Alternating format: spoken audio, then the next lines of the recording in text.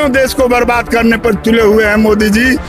इतना तानाशाही, इतना मदान, इतनी निकम्मी, इतनी क्रूर और इतनी नीच सरकार मैंने अब तक के छात्र राजनीति, अब तक इतनी उम्र हो गई, मैंने डेमोक्रेसी में नहीं देखा। ये देश दूसरी तरफ जा रहा है और इस देश में नौजवानों को एक दूसरी आजादी की लड़ाई लड़ने का वक्त आ गया है।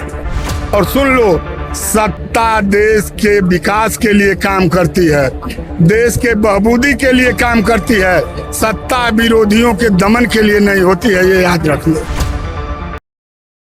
भाई आप बताइए, मैं एक आपसे बात पूछना चाहता हूँ, इतना तानाशाही, इतना मदान, इतनी निकम्मी, इतनी क्रूर और इतनी नीच सरकार मैंने अब तक के छात्र राजनीति, अब तक इतनी उम्र हो गई, मैंने डेमोक्रेसी में नहीं देखा। मुझे याद है जब रामलीला मैदान पर अन्ना हजारे बैठे थे, 12-13 दिन हो गया, भारत का तत्कालीन प्रधानमंत्री मनमोहन सिंह और यूपीओ की चेयरपर्सन सोनिया गांधी जा करके अनशन तोड़वाई जूस पिलाकर। तो क्या है, वो भी प्रधानमंत्री थे और एक ये भी प्रधानमंत्री है जो सत्ता और ताकत के दम पर छात्र आंदोलन को कुचलना चाहता है, पूरे छात्रों का देश में भविष्य चौपट कर रहा है और देश अधिनायकवाद की तरफ जा रहा है। मुझे तो यह डर है कि पार्लियामेंट्री डेमोक्रेसी भी फेल होने के कगार पर है।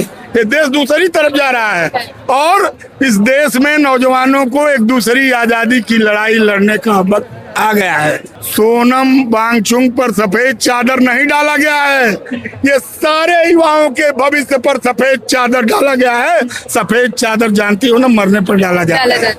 ये बहुत निंदनीय है। कैसे खत्म हो जाएगा? अब चिंगारी भड़क गई है और ये 16 का रूप ले लेगी। लोगों की कमी है, नौजवानों की कमी है, देश के लिए लड़ने वालों की कमी है। एक जाएगा दूसरा बैठेगा।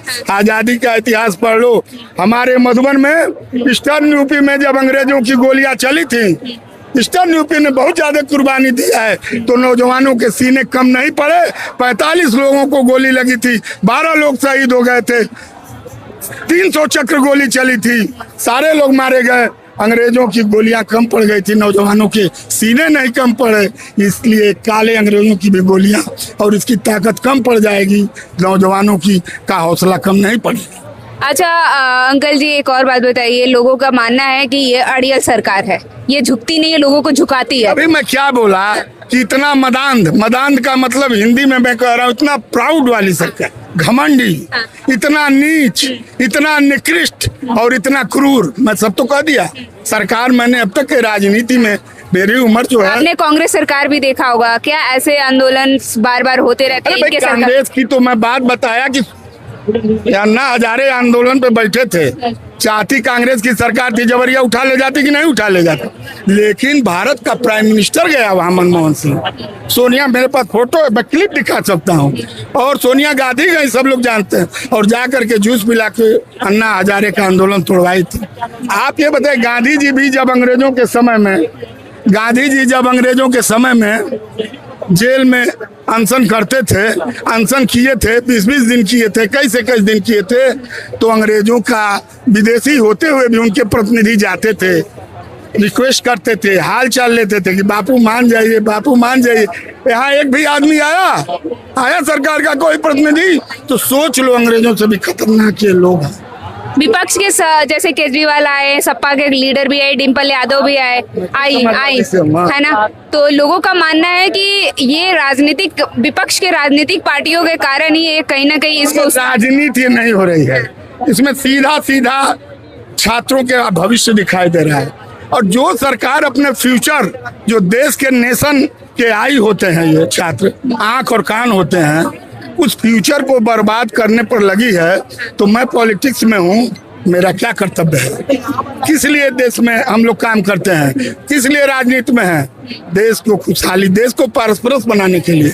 मैं पारस्परस इंडिया के लिए काम करता हूँ, खुशहाल भारत के लिए काम करता हूँ। ऐसे में नौजवानों का भविष्य होने खराब हो तो मैं कैसे देख सकता? आपने एक राजनाथ सिंह का बयान सुना होगा, काफी वायरल हो रहा है। वो कह रहे हैं कि ये जो इस्तीफे का जो सीन है वो पिछले सरकार में होती थी, पिछले सरकार जो थी वो इस्तीफा देती थी, हमारी सरकार नहीं देगी। राजनाथ सिंह का अहंकार बोल रहा है। याद रखना, हर रात के बाद दिन का सुबह होता है। परिवर्तन तो होगा ही होगा। ये उनका अहंकार बोल रहा है। कोई नेता है, मोदी के चापलूस है, मोदी के नौकर चाकर है। इज नॉट मिनिस्टर, वो मंत्री नहीं है, वो मोदी के चापलूस है।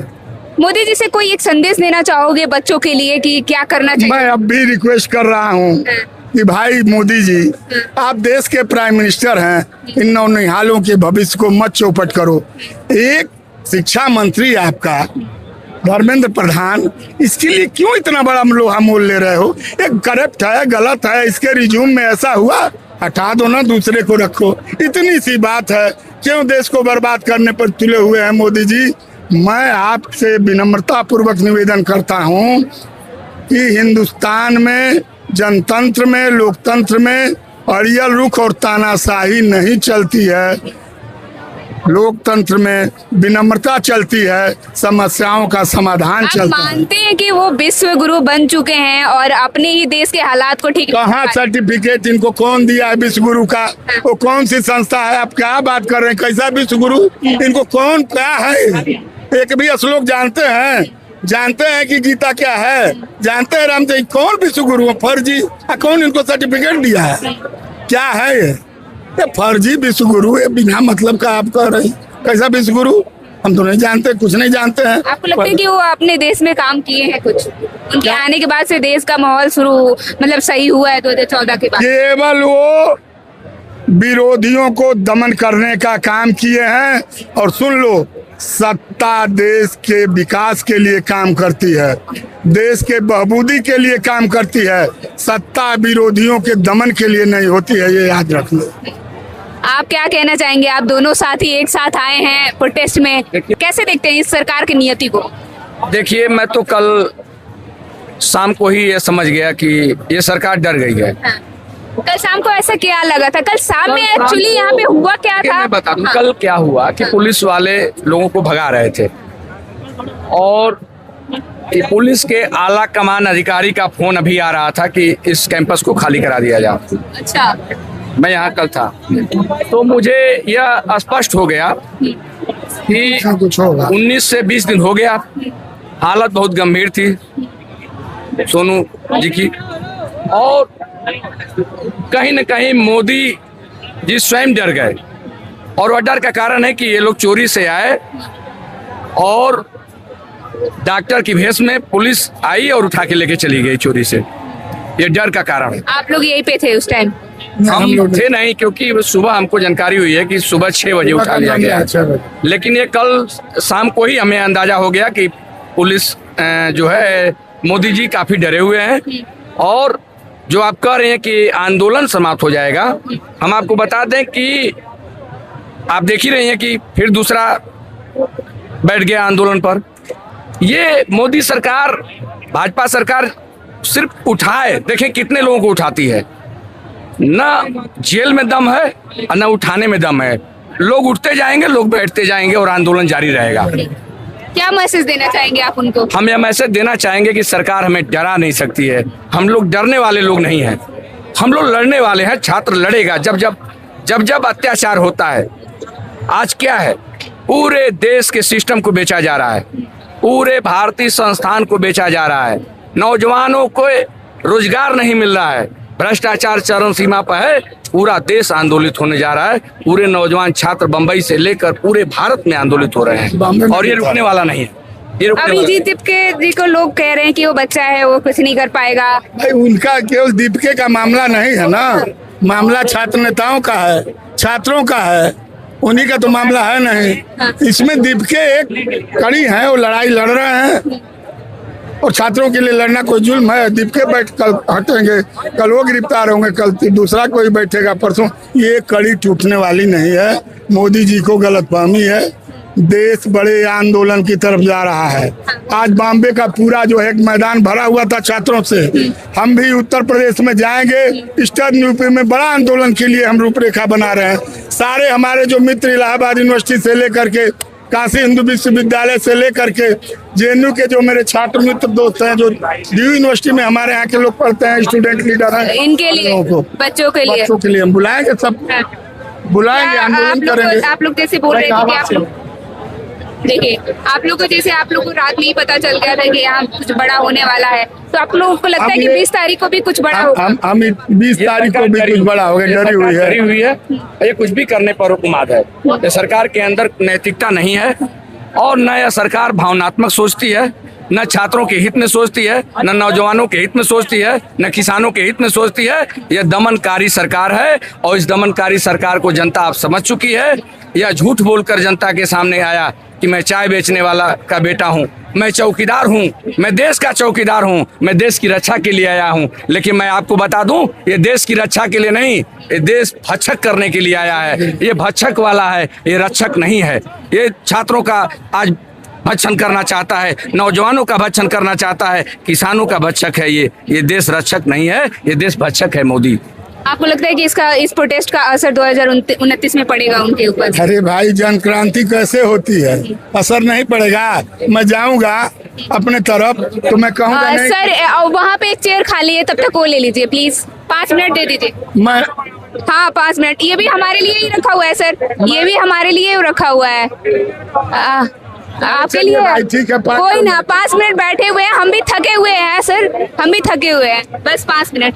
ये हम जब वहाँ जाएंगे, जब यहाँ की हालात हम बताएंगे, यहाँ की गुंडाई को बताएंगे, यहाँ की तानाशाही को बताएंगे, तो क्या लोग उनको आशीर्वाद देंगे क्या? मोदी जी को बड़ा अच्छा हो रहा है, आशीर्वाद देंगे हैं? ये बताइए, तो आंदोलन नहीं बढ़ेगा? आदमी तकलीफ, सबके घर के बेटे बेटी पढ़ रहे हैं। ये बताओ, साल भर तैयारी होती, नीट का कितनी मेहनत से तैयारी होती है, और इस तरह से लीक हो जाए, साल भर बैक हो जाए, नौजवान क्या करेगा? मर जाए, भविष्य चौपट हो गया है।